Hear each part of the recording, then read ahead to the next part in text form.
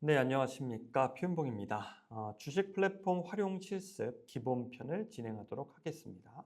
자, 이번 과정에서는 주식 플랫폼 가입 방법과 절차 및 계좌를 개설해 보는 시간을 가질 거고요. 그런 다음에 주식형 플랫폼에도 저축형 상품류가 있습니다. 뭐 CMA, ELS 이런 것들을 살펴볼 거고, 계좌를 개설한 후에 예수금을 예치하는 것까지 한번 실습해 보도록 하겠습니다. 학습 목표도 말씀드렸던 대로 주식 플랫폼의 가입 방법과 절차 및 계좌 개설 절차를 이해하도록 돕겠고요. 그다음에 저축형 상품 중에 CMA, ELS 등 이런 내용들을 저희가 좀 이해해 보도록 하겠습니다. 마지막으로 예수금 예치를 실습하겠습니다. 자, 우리가 오늘 살펴볼 단계를 6단계로 꼽으면 이렇습니다. 앱을 설치하고요. 그다음에 가입을 합니다. 그 다음에 그 가입된 후에 어떤 계좌를 만들 건지 이해를 하고 상품을 확인하고 입금을 해서 예수금까지 집어넣어서 투자의 전 단계가 쭉 마무리되는 실질적인 투자의 전 단계까지 가보는 과정이다 라고 이해해 주시면 됩니다. 자, 저희가 주식 플랫폼 가입 방법과 절차 및 계좌 개설하기를 진행하기 앞서 증권 계좌는 은행 계좌와 뭐가 다를까 이런 부분을 저희가 한번 좀 따져보려고 합니다. 두 계좌는 궁극적으로 역할이 서로 좀 다른데요. 은행 계좌는 돈을 보관하고 주고받는 통로가 되는 부분이 있습니다. 그러니까 예금, 적금을 돈으로 보관하고 이체, 결제, 자동 납부 등 지급 기능이 중심이 되어 있고요. 예금자 보호법 한도 적용하는 이런 대상들이 됩니다. 현재 1억 원까지 예금자 보호가 가능하죠. 증권 계좌에서도 이와 유사한 업무들이 몇 가지 있을 수 있으나 기본적으로 증권 계좌는 금융 투자 상품을 사고 보관하는 통로로 활용이 됩니다. 그래서 여기에 넣은 돈이 주식, ETF, 펀드, 채권 등을 거래하고 보유하는 데 쓰이고요. 그다음에 예수금, 현금이다라고 부르는데 예수금과 같이 보유 상품이 함께 있을 수도 있습니다. 그다음에 투자 상품에는 원금 손실 가능성이 있는 특징도 있죠. 쉽게 정리해서 은행 계좌가 돈의 통장이다라고 구분한다면 증권 계좌는 투자 상품의 통장이다 이렇게 생각해 주실 수 있습니다. 자, 주식 투자를 하려면 뭐가 필요하냐? 투자자와 시장을 이어주는 세 가지가 필요한데요. 첫 번째는 증권회사가 필요하죠. 투자자와 주식시장을 연결해주는 회사고요. 주식에 대한 투자의 주문, 체결, 보관을 담당을 합니다. 자, 증권 계좌란 뭐냐? 투자에 필요한 돈과 주식을 담아두는 통로가 증권 계좌라고 이해하시면 됩니다. 너 증권 계좌 갖고 있어? 라는 표현의 증권 계좌이죠. 자, 은행 계좌와는 역할이 다르다라고 조금 전에 설명을 드렸고요. 증권 플랫폼이라는 건 뭐냐면 실제로 주문을 넣고 정보를 확인하는 앱이나 웹에서 사용되는 도구를 얘기합니다. 우리에게 익숙한 모바일 앱이 이 증권 플랫폼이다. 이렇게 이해하고 계시면 되겠습니다. 자, 주식 투자를 하려면 무엇이 필요할까? 일단 증권사가 필요하다라고 말씀을 드렸는데 시중에는 여러 개 증권사가 있습니다. 여기 적혀 있는 증권사들도 있고 인터넷 기반의 증권사들도 있습니다. 저희는 여러 증권사 중에 미래셋 증권으로 실습을 한번 해보려고 합니다. 자, 미래에셋 증권을 선택한 특별한 이유는 없습니다. 여러 증권사 앱들이 기본적으로 유사한 구성을 가지고 있습니다. 그래서 하나의 증권사를 통해서 전반적인 흐름을 이해하면 다른 증권사를 사용하는 것도 그렇게 어렵지는 않으실 거다라고 판단이 됩니다. 특정 증권사를 추천하거나 보증하는 것은 아니다라고 말씀드릴 수 있습니다. 자, 이제 미래에셋 증권의 M스탁이라는 앱으로 실습을 해보도록 하겠습니다. 먼저 시작 전에 준비해야 될 부분이 있는데 보통 요새는 저희가 증권사나 은행에 방문하지 않고 비대면으로 이런 계좌들을 개설하게 되잖아요. 그래서 비대면 가입에 필요한 세 가지 준비물이 있습니다. 첫 번째는 본인 명의의 스마트폰, 본인 인증 문자를 받고 앱을 설치, 실행할 기기가 필요합니다. 가족 명의의 폰으로 내가 운용을 할 수 있냐? 그렇지 않다라고 보시면 됩니다. 미성년자의 경우에는 뭐 그런 부분이 가능한 부분도 있는데 일단 성인이다라고 하면 본인 명의의 스마트폰을 활용해야 됩니다. 두 번째 신분증, 주민등록증이나 운전면허증 같은 것들이 필요하고요.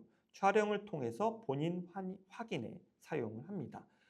모바일 신분증도 사용이 가능합니다. 세 번째, 본인 명의 금융계좌, 다시 말해 타 금융사에 있는 금융계좌가 필요한데 보통 은행을 많이 활용들 하죠.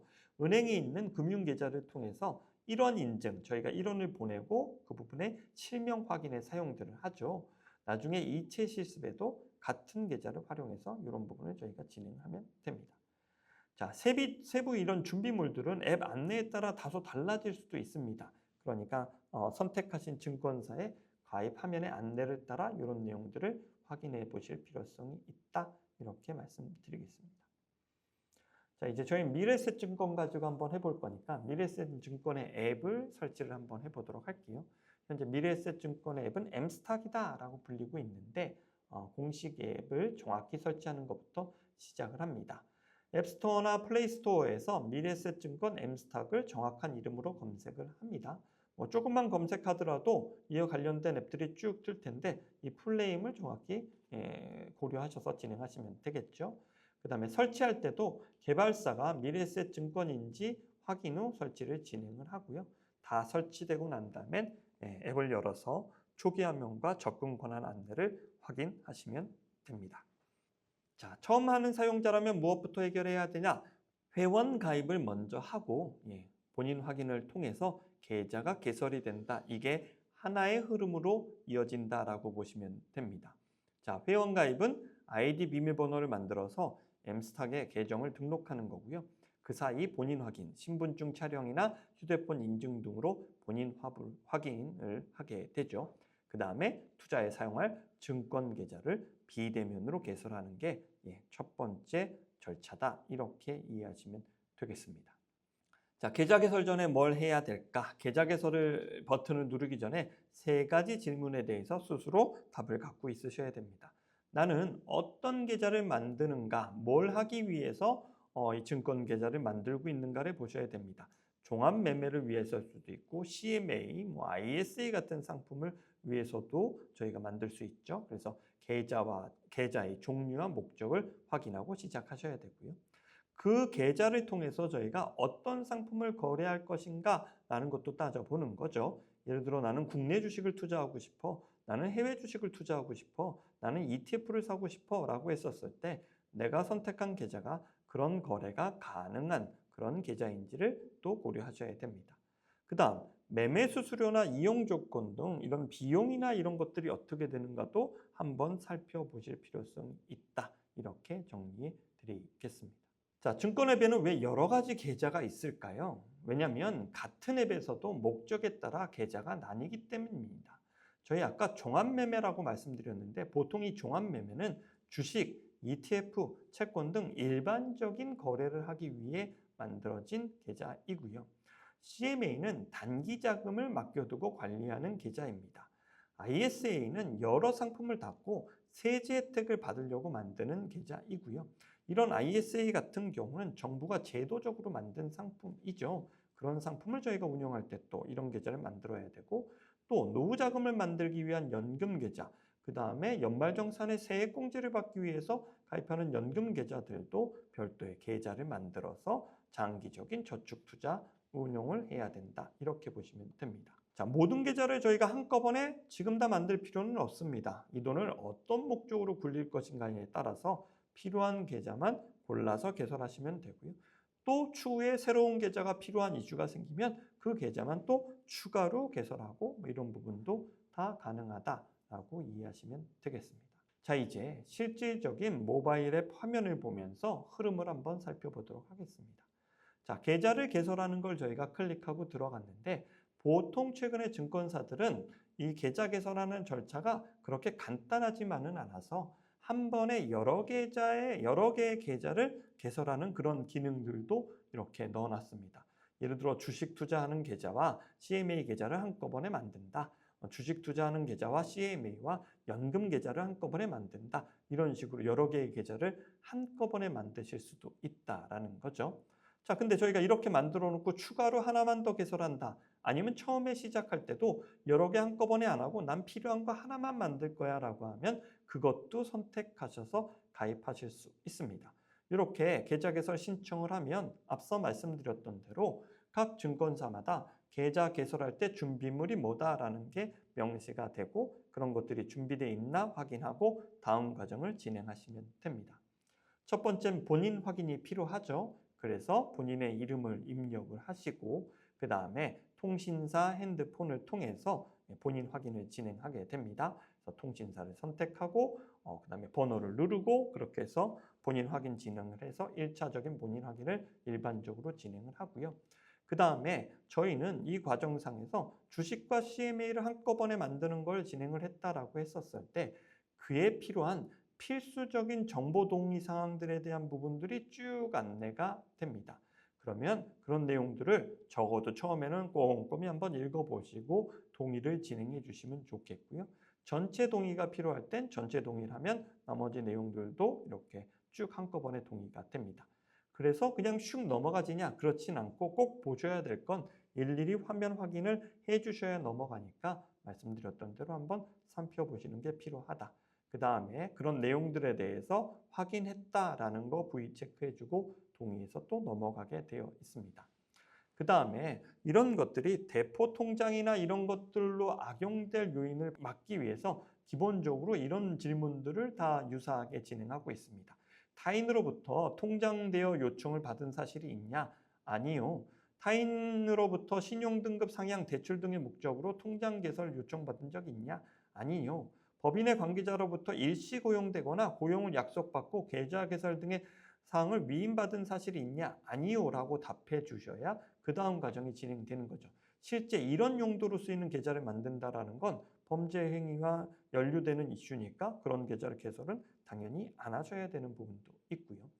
그 다음에 마지막으로는 서비스 이용 및 계좌 개설에 대해서 마케팅에 동의할 거냐라는 부분을 선택하실 수 있습니다. 마케팅에 동의한다라고 하면 뭐 투자 권유가 됐건 뭐 투자 상품을 추천하는 마케팅이건 이런 것들에 대해서 제가 문자나 뭐 메일로 연락을 받게 되는 거고 미동의한다라고 하면 그런 부분에 대한 연락은 받지는 않는 겁니다.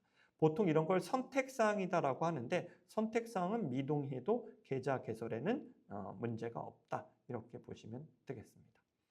그 다음으로 진행하는 건 비대면 실명 확인입니다. 신분증을 통해서 진행을 하고 최근엔 신분증과 본인 얼굴을 다시 확인하는 사진 촬영도 진행해서 그런 부분을 진행하고 있습니다. 그 다음에 고객의 기본적인 정보, 왜 거래하는지, 출처는 뭔지, 전화번호와 이메일 등을 입력하게 되어 있고 계좌 개설할 계좌의 비밀번호가 어떻게 되는지를 입력하게 됩니다. 그 다음에 선택사항이지만 나는 해외 주식을 거래할 거냐 아니냐를 이런 곳에서도 신청하실 수 있는데 거래를 한다라고 하면 저희는 그 계좌에서 해외 주식도 사고 팔 수 있는 부분이 되겠죠. 그 다음에 투자 권유 희망 여부에 대해서도 본인의 판단한 부분 내용 작성해 주시고 확인해서 넘기면 됩니다. 자, 투자자 정보 확인서라는 건 본인의 투자 성향을 묻는 질문입니다. 금융사마다 이 질문이 동일하진 않지만 묻는 기준들은 더 유사하다라고 보시면 됩니다. 일단 투자 목적이 무엇인가를 묻고 그 다음에 투자 기간은 얼마나 되는가 그 다음에 투자 수익에 대해서 위험에 대한 태도가 나는 어떤가 그 다음에 감내할 수 있는 손실 수준은 어떠한가 금융상품에 대한 이해도는 어느 정도 수준인가 연소득은 얼마인가 총 자산 대비 금융자산 비중은 어떻게 되나 총 금융자산 대비 투자성 상품은 어떻게 되나 이런 질문들을 묻게 됩니다. 몇 가지 질문들이 더 있는데 내용을 보시면 이런 부분에 대해서 평가를 해서 이분은 공격적인 투자 성향인지 안정 성향인지를 이제 구분하는 그런 지표다라고 보시면 됩니다. 자, 9번 질문들은 뭐가 있죠? 현재 소득상은 어떨까? 뭐 예를 들면 현재 소득이 일정 소득 발생하고 향후 유지 증가 예상이다라고 하면 이분은 좀 더 공격적인 투자를 해도 괜찮은 분이고 현재 일정한 소득이 없다라고 하면 이분은 너무 공격적으로 하면 안 될 분이다라고 점수가 매겨지겠죠. 그 다음 투자 경험이 있는 금융 투자 상품은 어떻게 되시냐에 따라도 그런 부분을 물을 거고 연령에 따라서도 그런 부분을 좀 묻고요. 금융 취약계층에 해당되냐라는 질문도 합니다. 보통 뭐 아주 고령자거나 이래서 금융 취약계층이다라고 하면 투자 상품을 선택할 때 또 재차, 3차 확인하는 절차들이 걸쳐지겠죠. 그 다음에 현재 투자 자금에 대한 자금 성향 진단에선 현재 투자하는 목적이 뭐냐, 그 다음에 원금 보존에 대한 태도가 어떠냐, 그 다음에 손실 감내 수준은 어느 정도냐, 투자 예정 기간은 어느 정도 되냐, 이런 것들을 통해서 역시나 투자 성향을 판단한다라고 보시면 됩니다. 자, 이렇게 해서 쭉 정리를 했더니 저의 투자 성향은 어떻다라는 게 나오죠. 성장 추구형이다. 이렇게 표현이 되고 있습니다.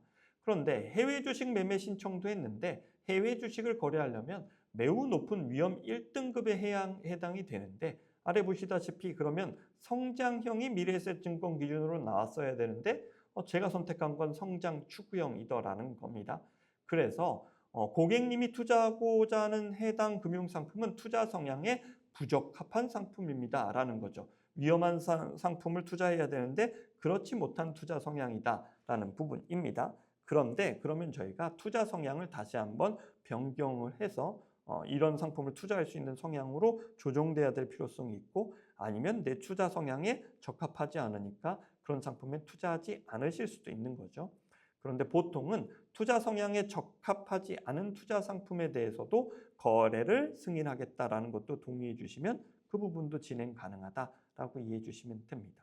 선택하신 고객님의 투자 성향이 위험도가 높은 상품입니다. 계속 진행하시겠습니까? 네 라고 하면 투자 성향이 높은 상품도 처리할 수 있다라고 보시면 됩니다. 저는 해외 주식도 거래하겠다라고 했기 때문에 이제 해외 투자를 위한 외화증권 약정에 대한 내용들도 나옵니다. 투자 위험도 설명을 하고요. 그 다음에 영문명도 기입하게 되고, 그 다음에 이 부분에 대해서 예금자 보호 대상도 아니고 투자 위험 전액 본인이 책임져야 된다는 내용도 나오고, 수수료나 이런 것들 추가적으로 더 있다라는 얘기도 나오고, 모든 책임은 본인에게 귀속된다. 이런 거 충분히 이해하셨느냐라고 확인을 해주셔야만 그런 상품을 투자할 수 있는 계좌를 개설할 수 있습니다. 자, 이렇게 개설하고 나면 이제 저희가 추후에 다시 로그인할 때는 안전한 인증 수단을 통해서 이제 다시 로그인, 회원가입 후에 로그인하게 되는데, 최근에는 간편 인증, 생체 인증, 인증서 이런 것들을 통해서 보통 로그인하게 됩니다. 어떤 수단이든 본인만 알거나 가진 정보로 설정해야 되고요.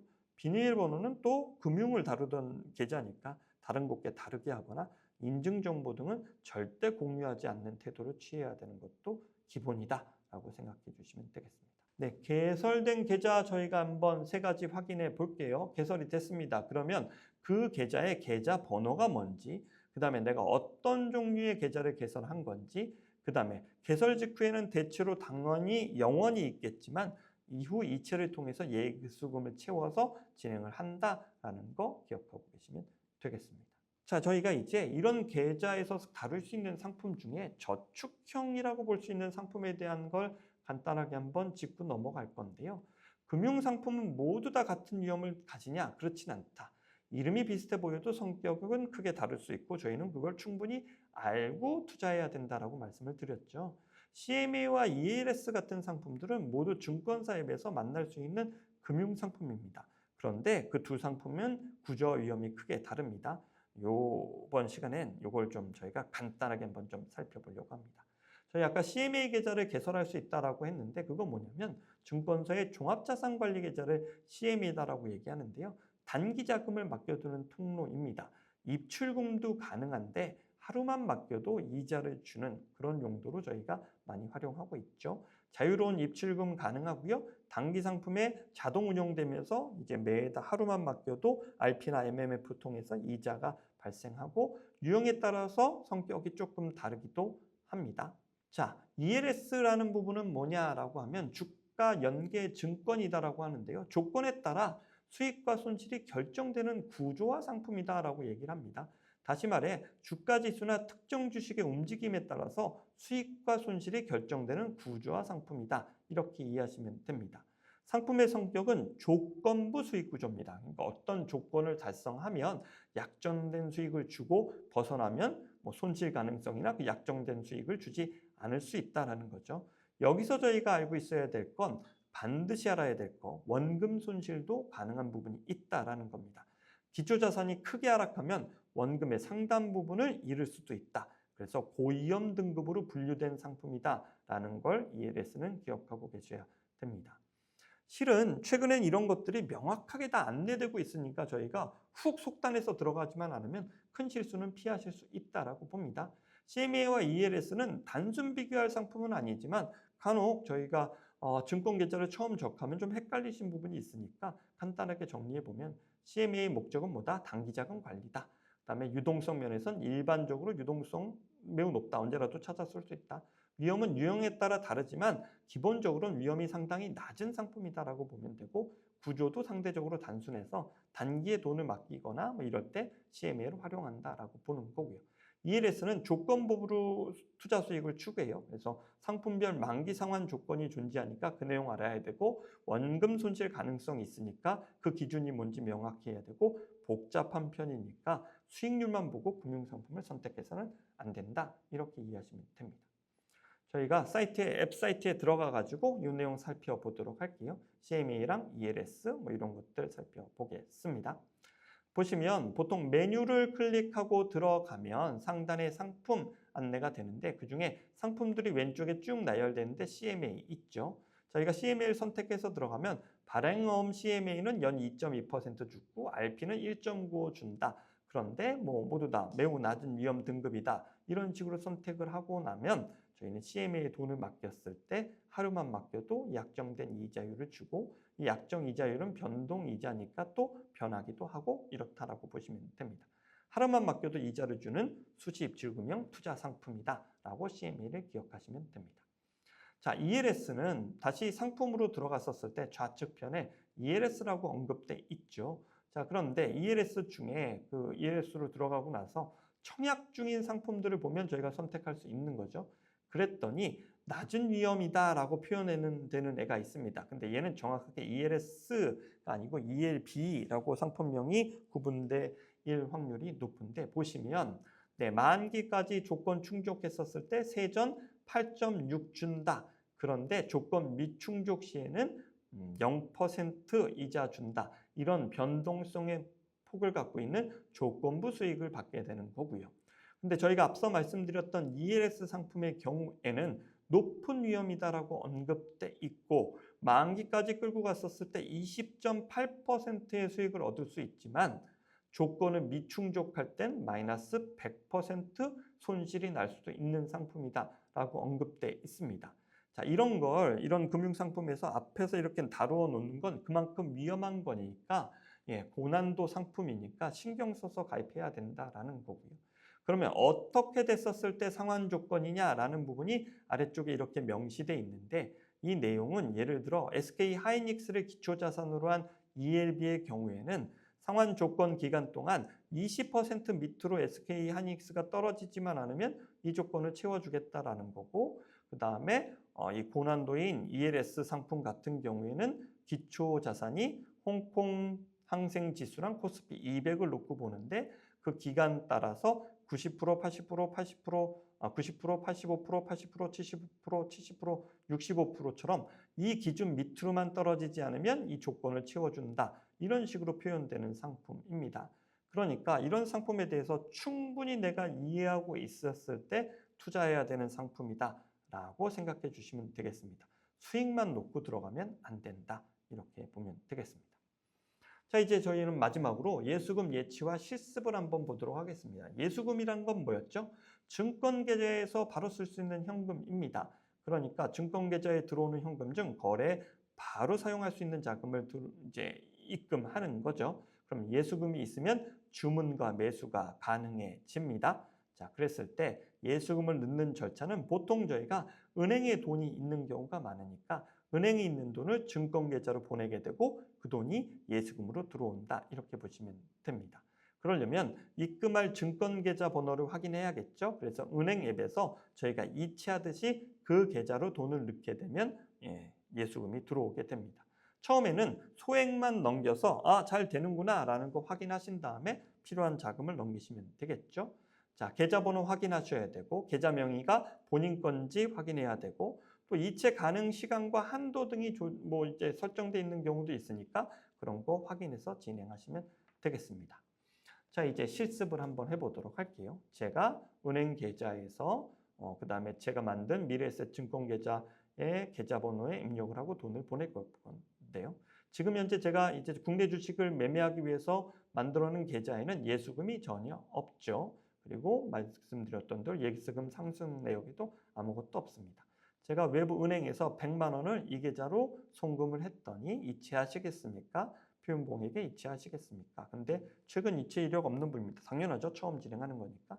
이체를 하고 나서 다시 미래에셋증권 계좌에서 예수금 상세 내역을 보면 출금 가능 금액 100만 원이 있다. 예수금이 100만 원이 들어와 있으니까 당연히 뺄 수도 있다라는 얘기죠. 이렇게 표현되고 있는 걸 확인해 보시면 되겠습니다. 자, 이번 강의 내용 정리하면 플랫폼을 시작하는 방법들을 저희가 한번 쭉 살펴봤고요.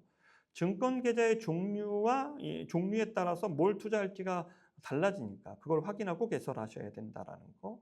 그다음에 저희가 일반적으로 증권사를 통해서 거래하는 저축형 상품처럼 보이는 CMA와 ELS가 어떤 차이가 있다. 특히 ELS는 기대 수익 이상의 위험을 갖고 있는 상품이니까 거래하셨을 때 조심하셔야 된다라는 거 설명을 드렸고요. 그다음에 이제 실제적인 투자를 저희가 하기 위해서 예수금을 입금하는 방법을 정리해 봤다. 이렇게 보시면 되겠습니다. 자, 이번 시간은 여기서 마무리하도록 하겠습니다. 수고하셨습니다.